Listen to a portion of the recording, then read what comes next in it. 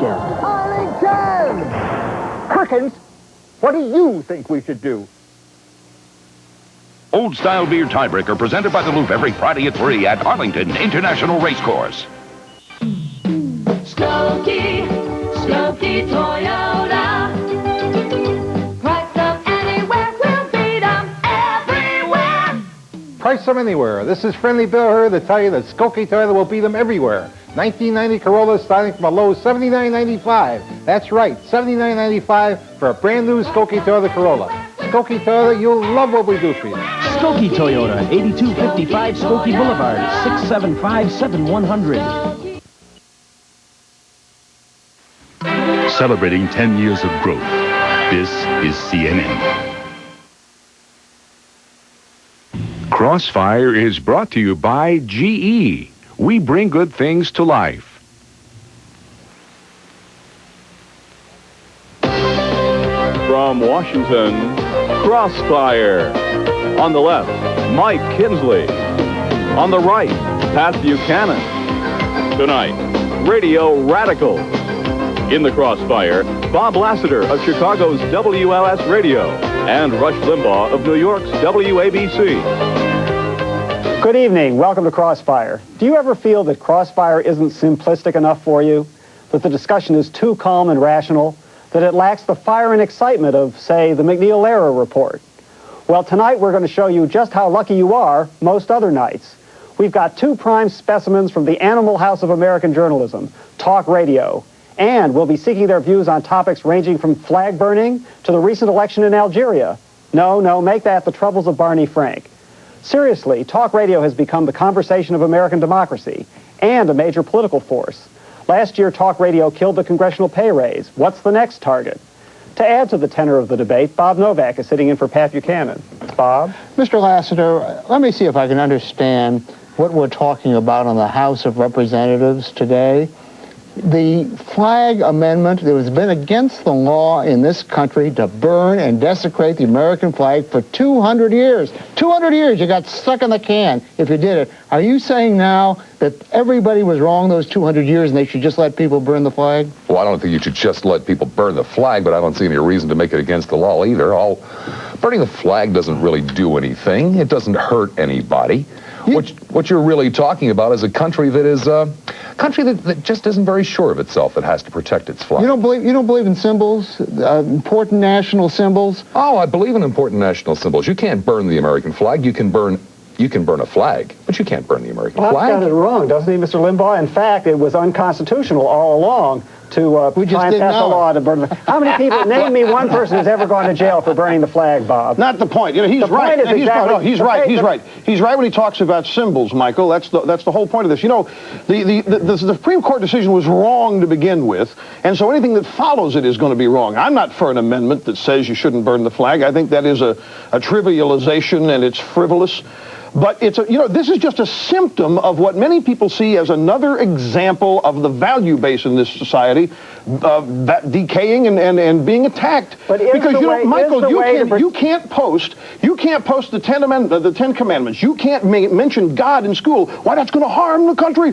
That's horrible. But you can burn the flag. Well, you know what? Somebody ought to go to New York and light a picture of Nelson Mandela and see what happens. Mr. Lassiter, I wonder if you think it's okay to burn crosses in front of synagogues. No, I don't think it's okay to burn crosses in front of synagogues. But it's okay to burn the flag.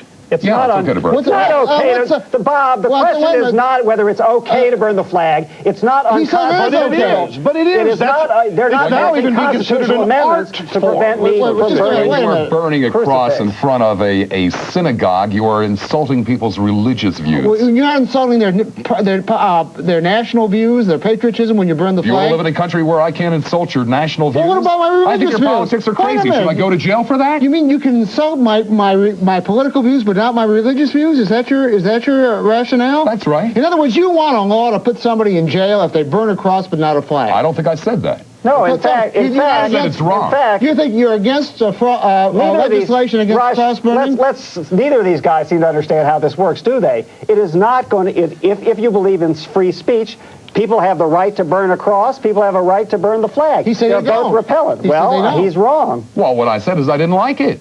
You have a law against burning. There's a law against cross burning all over the country. I'm afraid that would be unconstitutional. Well, I think if you take a cross and bring it on to the grounds of the temple, yeah, that's wrong. It should be against the law. Well, sure. You're not very consistent. Here's the thing, isn't it? I think this is some of the hypocrisy that exists within certain people. There are many people who think it's horrible to burn the flag, but where were they, or where are they exhibiting leadership in trying to say it's a wrong thing to do? They think they're trying to cover both fences, side of the fence, by walking along the top of it. I personally am opposed to burning the flag, but I don't think you should. I think we've got a very poor analogy here. It's a little bit different when you take a cross and you go on to the temple grounds and set it on fire. Well, that's not exactly the same thing as standing out in front of your house and burning a flag. It's offending people, and it's offending somebody's religion or offending somebody's love of country. What's the difference? Both require faith. What's the difference? Offending people? Yeah, you offend people every day. Should you go to jail? I don't think I do offend people every not day. since you offend But me. the thing is, though, that if you're going to offend churches and religions and call that bad and say it's not okay to offend, or it is okay to offend people who have a love of country, then there's an inconsistency there. Mr. Lassiter, I want to ask you a question. We're going to make this a kind of a quiz program. I'm not going to tell you who I'm talking about. What do you think about somebody who has advocated violence, whose biggest heroes are Yasser Arafat, Fidel Castro, and Colonel Gaddafi, and who believes that all the means of production should be taken over by the government? Do you think it's somebody that we ought to look up to? Ought to look up to? I don't know. We ought to check him out a little bit more. Do you know who I'm talking about? Yeah. Who? Nelson Mandela. What is all this Mandela worship that's going on then in the country? We have a man who has for almost all of his adult life been fighting apartheid. He's been in prison most of his adult life. That's true. Well, he's also fought it from prison. It would be very easy to say, well, obviously we have a guy here who's a commie. But communism isn't a monolith. There's nothing inherently evil in and of communism itself. And I find it very regrettable that Nelson Mandela has embraced Castro and Gaddafi and Yasser Arafat. But we have to understand why. This man doesn't lay awake at night and have the luxury of worrying about the Palestinian problem. But when he's asked about it, I can see where he would have a tendency to align himself with other oppressed people without perhaps really thinking about it. Rush, at the time Nelson Mandela went to jail, the only white people, almost all the white people supporting him in South Africa were communists, and the only nations, really, who were vigorously opposed to apartheid were communists.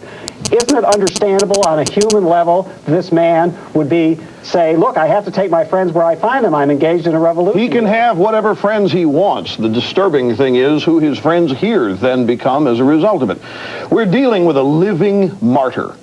We're dealing with a reincarnation. We're dealing with the reincarnation of Dr. King. It's a very risky thing to point out the truth about Nelson Mandela. But I don't think it's that big a deal. My show is a national show, and I do a local New York version of it and a national show. I have to struggle to get calls about Mandela. It's not that big a deal around the country in New York because it's where he is right now. It is a big deal. But you have a number of people who are just willing to look the other way with this guy because of what he represents.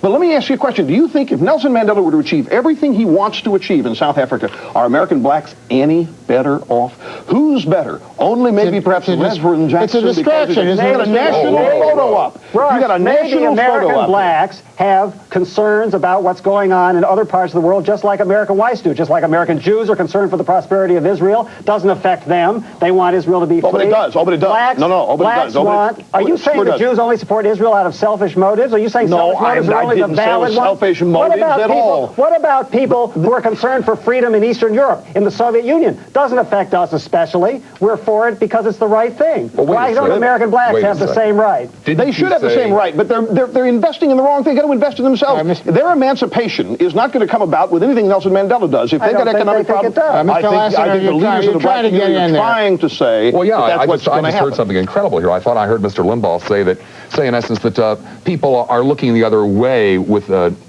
Nelson Mandela forgetting what he really is. Isn't it really the other way around, that people are trying to get away from the apartheid question and focusing on Mandela's alleged communism? Isn't he a distraction for the black leadership of America, which has been so absolutely futile in improving a lot of their people, and they have this fellow, and it's a distraction from the real life, isn't it? I don't know how much of a distraction it is from real life. I mean, it's a carnival. They go out and they cheer him. The little kids cheer him. They don't know anything about his history or what he stands for. Isn't that a fact? Exactly right.